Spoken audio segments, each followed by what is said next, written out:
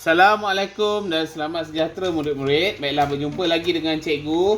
Pada hari ini, hari Khamis. Baiklah, pada hari Khamis seperti biasa kita akan mengulang kaji dan kita akan buat latihan berkaitan dengan ulasan. Okey, ulasan. Baiklah, murid boleh rujuk buku kendiri muka surat 57. Okey, ini adalah gambar daripada muka surat 57. Gambar menunjukkan aktiviti pembersihan Taman Sains Sekolah Kebangsaan Taman Jaya dan maklumat yang berkaitan dengan tugasan pembersihan. Tulis ulasan tentang pembersihan Taman Sains dalam bentuk perenggan. Okey, cikgu dah terangkan semalam perenggan apa. Berdasarkan kedua-dua maklumat. Panjang ulasan kamu hendaklah antara 50 hingga 80 perkataan. Baiklah. So, kita mula macam biasa. Okey, baiklah. Ulasan ingat murid ayat yang pendek dan tepat. Okey, itu dia. Lepas tu kita kena ada isi tersirat. Okey, nanti kita akan perlahan-lahan. Okey, buat. Okey, gambar di atas. Okey, menunjukkan apa? Okey, terus je. Salin tajuk je kata macam biasa. Aktiviti pembersihan Taman Sains Sekolah Kebangsaan Taman Jaya. Dah, itu saja. Sampai situ je. Gambar di atas menunjukkan aktiviti pembersihan Taman Sains Sekolah Taman Jaya. Titik. Okey. Okey, lepas tu kita sambung bawah dia. Baiklah, kita sambung bawah dia. Okey. Seterusnya kita tengok daripada maklumat yang diberi. Tugas pembersihan pukul 8 pagi setiap Selasa, setiap kelas tahun 4 hingga 6 mengikut giliran yang telah ditetapkan. So, kita buat ulasan pasal ni dulu. Okey. Apa ulasan dia? Ulasan dia kita boleh cakap. Okey. Aktiviti pembersihan akan bermula pada pukul berapa? Pada pukul 8 pagi setiap hari Selasa. Titik. Boleh murid So, kita buat ayat seterusnya. Setiap kelas tahun 4 hingga 6. Okey, apa dia tu? Okey, apa dia?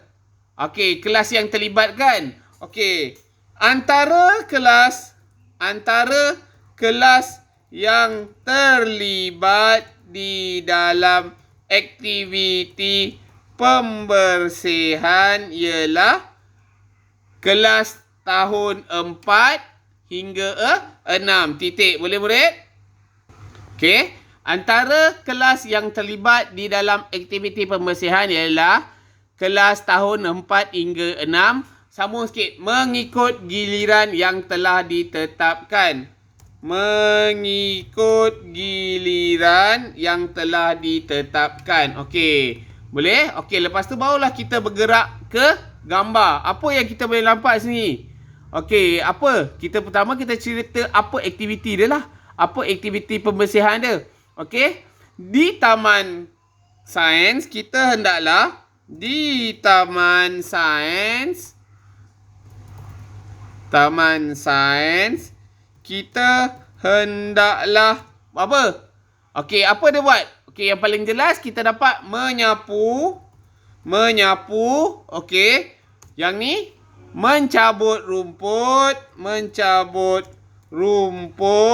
Okey, dan apa ni? Okey, yang ni apa? Yang gambar ni murid. Cuba tengok gambar ni Apa dia buat? Okey, kita boleh cakap dia menanam pokok. Okey, di Taman Sains,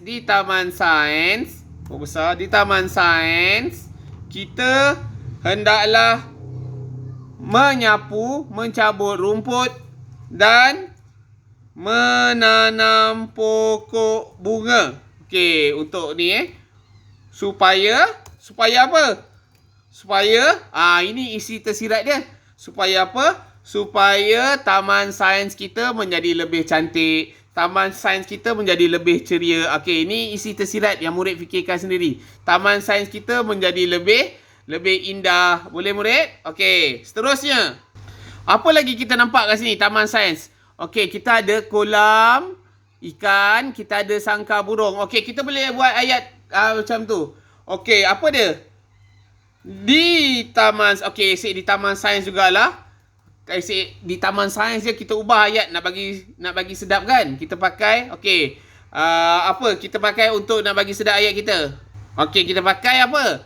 Untuk mudah je, mudah okey. di sana, okey, tak payah ulang banyak kali, Cik. Di Taman Sains di sana terdapat juga kolam ikan dan apa tu? Sangkar burung. Sangkar burung. Okey, sangkar burung untuk apa? Okey, untuk apa? Isi tersirat. Okey, murid cari.